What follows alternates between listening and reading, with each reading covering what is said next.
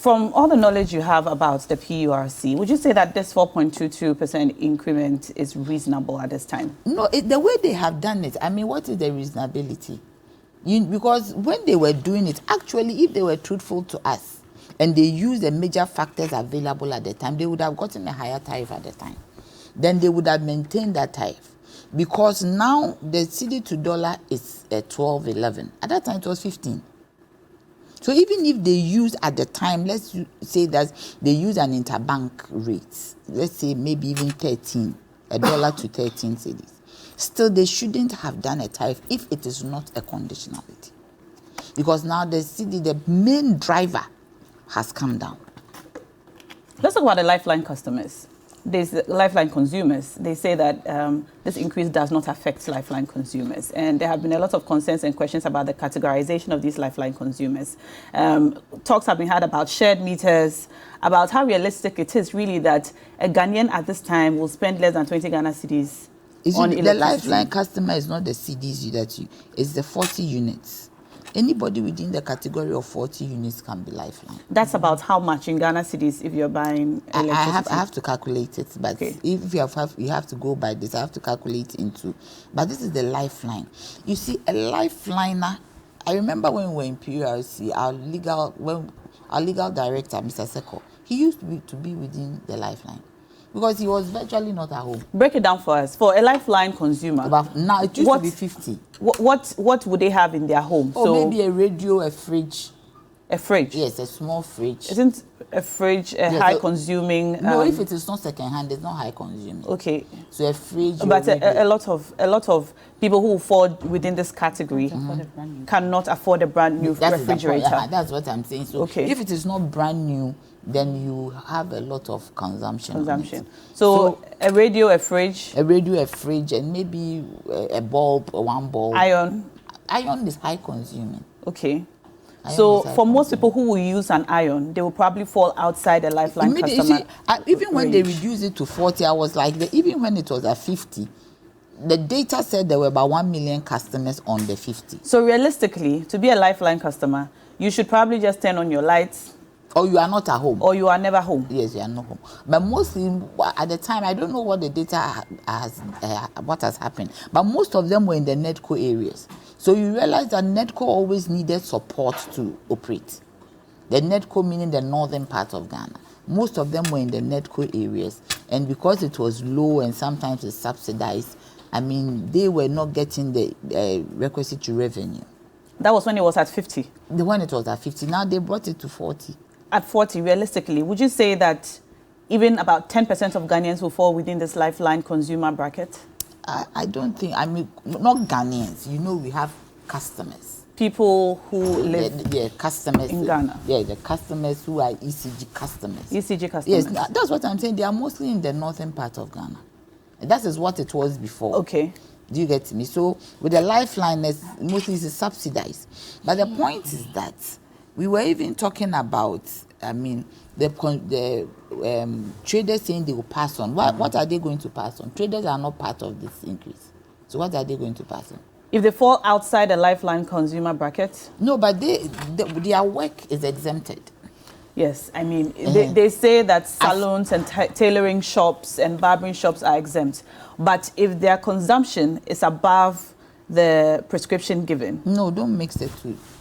Residential customers are being charged a tariff because they are saying they want to improve cross-subsidization within the tariff. People at the higher brackets of the tariff, the industrial customers, normally pay more to subsidize residential. But if you are a tailor or a hairdresser in a residential area, you are going to be affected by riders. So if you're in a residential area, you are not supposed to use a residential meter. You are supposed to use a commercial meter for categorization. Absolutely. Do you get me? Okay. You are supposed to get a commercial meter for that business entity in your house for categorization. So if I have a small salon in front of my house, I must have a separate meter for my salon from the meter I have for my house. Yes. Do we have enough meters to go around? I mean, they should get it for you. So if you are in there and you from what you know realistically, is this what is done? Yes, that is what is done. You should apply. But do they apply? The other one, it depends on the people who are working. You know, many of these hairdressing salons and barbering shops are situated in front of people's houses. Yes. So they share meters with I am the saying you are residential not supposed to share meters because the moment you even share, you are paying more. For instance, if your household uses about 200 units, you fall within the residential class. But immediately you share a meter, you can jump to 600 plus, and your tariff will be higher. So it is always better to separate meters. That is why we are always advocating that the compound houses should be given a meter per room. Do we have enough meters to go around? No, half of meters ECG should make a budget. When you were with the PURC, did you know this? Yes, we did. Yes, there were enough meters to go around for a compound house. Everybody gets their own meter. They were supposed to. They even started a pilot. But you see, what today I can say it. I've left PURC how many years? There is a code that you don't have to break. I think I've left PURC 6 years. I can say it because the moment you separate that meter, your revenue will reduce. Do you know why? Because then everybody is consuming according to what they have used, and they are paying for that. But once it's a one bulk meter, immediately you go into a higher tariff bracket. Yeah. And that higher tariff bracket has a higher tariff. So the utility will get more money. So they are very reluctant to break it down. But typically, every compound, and also the landlords should wire the houses to that effect. Most houses that we have were not constructed to be a compound house. Sometimes it's a family house. The father or the mother dies, they leave it to the kids. The kids also go and do their own thing. My father's house in Kumasi is 15 bedrooms. My father is gone. My mother is 93. We are all living in Accra. When we go to Kumasi, we live there. So if at a point, mommy also dies and the house is there, and we decide that we are going to rent it out to individuals, that house is not wired for separate metering. So there should be a collaboration between the ECG, between government and landlords. There should be a law by the assembly that if you want to use your house as a commercial place for renting, then it should be wired separately for separate metering. And that is not the job of the ECG.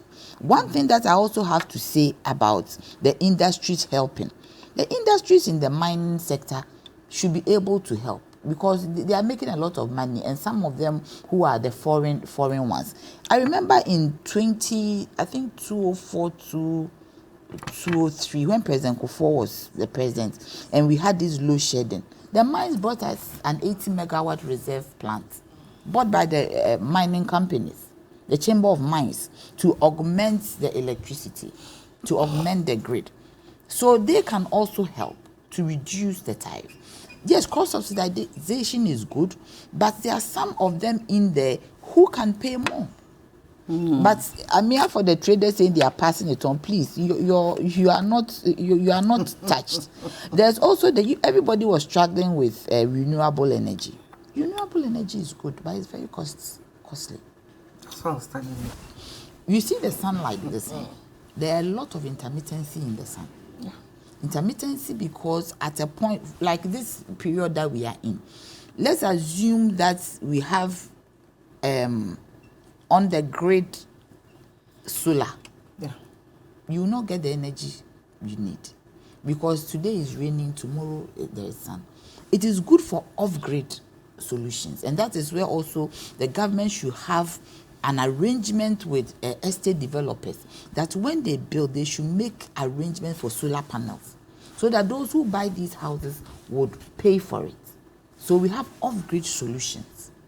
Because if you want to use solar as part of the grid, then you need a lot of batteries to store the energy, so that when there's an intermittency issues, then the energy, there will be a reverse flow so that the energy can be used. Okay. And it is not cheap. Auntie Frances talked about wind. Wind speed is very important. You don't just put wind mills around. Absolutely. Wind speed, I remember they did something at Bato, because that place has some form of good wind speed. I mean, when you are doing renewable energy, you need to do a lot of work. It is not something that you can just say that my only source of energy is renewable. There's a lot of investment, there's a lot of work that has to go in. But you see, this is an IMF conditionality, and I think the government should come up and say it true and true. All right. There's an IMF conditionality. Thank you so much, Nanaya. I'd like us to now talk to an energy expert on this matter, the Executive Director of the IES. Nana Amwesi the 7th has now joined us on the phone lines. Hello, sir. Hello, Nashako. Good morning to you. Good morning. You're welcome to the show. There's a 4.2 increase in electricity tariffs for non-lifeline consumers. Is this a step in the right direction at this time? Well, first, Nashako, I want to know the factor that induced that. What really influenced the adjustment? That's very important because if you realize the energy mix was maintained as it was in the second quarter, roughly about 29% for hydro and close to 71% for thermal. So it means that there's not been any change. When it comes to the forex, the city's performance against the US dollar, the PRC's own statement indicates that it did fare better than the second quarter. So that also doesn't give any reason for an upward adjustment. The next thing that comes in is inflation. Inflation is down compared to the second quarter. So it means there's also no reason from this variable for tariff to go up. What really comes up is the weighted average cost of gas. And the PRC says that it's gone up from 6 to about 8 million British thermal units. That's $8 per million British thermal units. The question is, what's the justification? How did we move from $6 to $8? That's the PRC silent on it. Compared to the second quarter when they pushed up the weighted average cost of gas and gave the reason as the natural gas coming from Nigeria moving up. That is fair. But this one, you see you don't see transparency. You don't give the reason what really moved the gas prices up. That's the first question. If they're able to clear this and we can substantiate that, then of course we say that any adjustment in price is justified. Now, kind of opacity we have around the weighted average cost of gas, doesn't really bring comfort to civil society organizations. All right. All right. Thank you so much, Nana Mwechi. I'm sorry. Nana Anamwasechi, I beg your pardon. The biggest concern for a lot of consumers is the categorization of lifeline customers or lifeline consumers. In your opinion, this categorization apparently means that people who fall within a certain consumption bracket are not affected by this increase. However, the reality on the ground suggests that a lot of Ghanaians who should fall within this bracket share meters. And because they share meters, the tariff automatically goes up, because if one person were to pay 20 Ghana cedis and he lives in a compound house with 5 other people, that makes it 100 Ghana cedis and takes them outside the bracket of who lifeline consumers are. Do you think that this categorization is fair? Is there another way it can be done so that the ordinary Ghanaian who is supposed to be served by this subsidy or reduction is actually served by it? Let me clarify. The name is Nana Mwechi the 7th. That's the first thing. You are asking about lifeline consumers and the impact of the tariff on them. Yes, the PRC say that ECG captures almost 700,000 people within that bracket. But as you indicated, many of these people can barely own a house, so they rent, and many of them can be found in compound houses. And you have a group of people using 1 meter. And so the consumption will shoot up far above the 30 kV or kilowatt hour that is given to them as a form of relief. And so many of these people don't enjoy that benefit within the Lifeline customers, and because they fall outside it because of the way they come together and use 1 meter or use one line. Maybe it is time the PRC recategorize the Lifeline consumers so that the benefit that need to inure to them will be really reflected. But for now, our suspicion is that many Ghanaians will not benefit from the Lifeline range because they don't even exist and they don't live within that bracket. They don't exist. Yeah, because how many people, how many Ghanaians can own a meter and say that I'm taking a meter and I'm just going to use 4 bulbs, a television, a radio, and a fan, so that I don't consume beyond the Lifeline bracket. How many Ghanaians can own a meter? And so you get people, coming around 1 meter, and at the end you see that the month consumption goes beyond the Lifeline bracket, and so they don't enjoy it, although they are poor as we categorize them. All right. So the categorization needs to be reconsidered because in reality, these Lifeline customers would not exist because of shared meters and so on. Thank you so much for joining us on the phone and for giving us those insights. I've been talking to the Executive Director of the IES, Nana Amwesi the 7th. Thank you for joining us. So, please, can I make a correction? Yes, you can. 40 units, it doesn't mean that they all live in compound houses. Is this 40 units or 40 kilowatts? 40 units of electricity. Okay, what's that in kilowatts? I don't have it. Okay, because he talked about kilowatts. But whatever it is, I am saying that it's 40 units per person. It doesn't mean they are in compound houses. There are people in compound houses who have air conditioners in their rooms. Yeah. Do you understand? Because I've walked through compound houses where people have air conditioners. It does not mean categorically that those people are in compound houses. They might be in places where they don't use much electricity. As I said, most of them, according to data, are in the NETCO areas. Do you understand? So we should not say because they are in compound houses, they use... I can even be in my house and I'll be a Lifeliner. Because I don't need I might not even be leaving them most of the time. Maybe I'm traveling, I'm a consultant, I come in, I'm going. I can still be within this 40 kilowatt hours.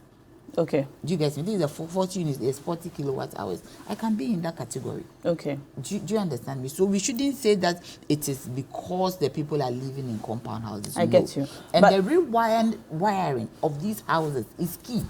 It is not the responsibility of ECG to rewire houses, compound houses. But it's the responsibility of ECG to educate, to educate landlords on rewiring. Yes, of the Energy Commission. Because we had a lot of stakeholder meetings with the landlords. Yes. And they found it very difficult to even spend money because they are making money out of the electricity that is being consumed by the tenants.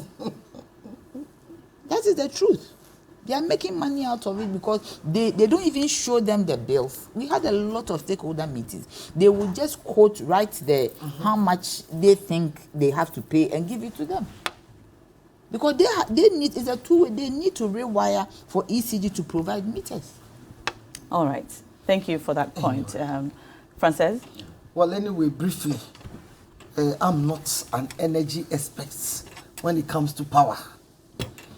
I would quickly just maybe one or two briefly rebuttals. You know, I talked about diversification. Diversification. Yes, she's also mentioned it. You questioned about, you threw a question on nuclear solar. You know, I indicated that these things are expensive. Yes, you did. Windmills, we've had the education. That's, you know, all these things are technical and subject to the climatic conditions in every area. And then again, what you realize that the population increase is key. And the penetration is high, 80% plus. So maintaining that stability, I'm talking of in penetration, as we go forward, it's not going to be easy. So as for cost sharing, we all have to impute into it. Okay. And you know, as for tariff, taxes, the increases and so on, we do not politicize them because you look at the situation on the ground.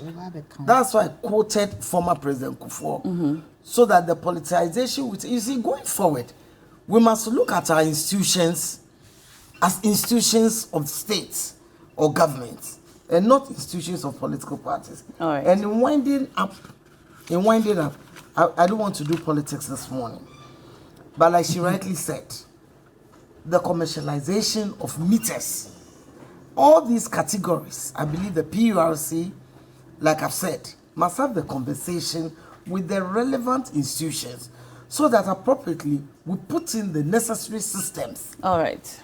And then the gas that has been spoken about this morning, you know, how do we get cheaper sources of gas to ensure that it's true?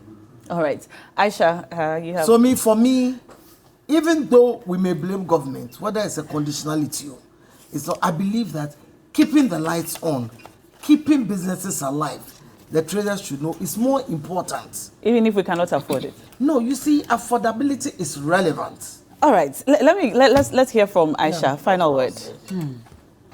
So now, yes, Aisha. This whole issue we are discussing, like I've said, the burden is going to be on us. A burden that was avoidable. But here we are today. If traders say they are going to transfer the cost onto customers, you should know why they are saying that. Because they live in residence. The revenue they make or the profit they make in their sales is what they are going to use to pay the tariffs in their homes. So if at the end of the day I make a 200 Ghana cedis profit and I have to go and pay tariffs of 150 cedis instead of maybe the previous 120 cedis, yes, if I go back to the market, I would want to recover that cost. So I'll definitely push it onto the customer. So this is the reason why they are saying they are going to push it onto the customer. And like I've indicated earlier, a lifeline customer barely exists. Barely. They barely exist. All right. Most people that fall within that category can't afford meters of their own. They will definitely share. They will move above the threshold. At the end of the day, we are going to suffer the consequences because of mismanagement of the MPP government. Okay. Yes, they have mismanaged the ESLA funds. They have decided to collateralize it. And today, here we are being burdened with unnecessary tariffs. Okay.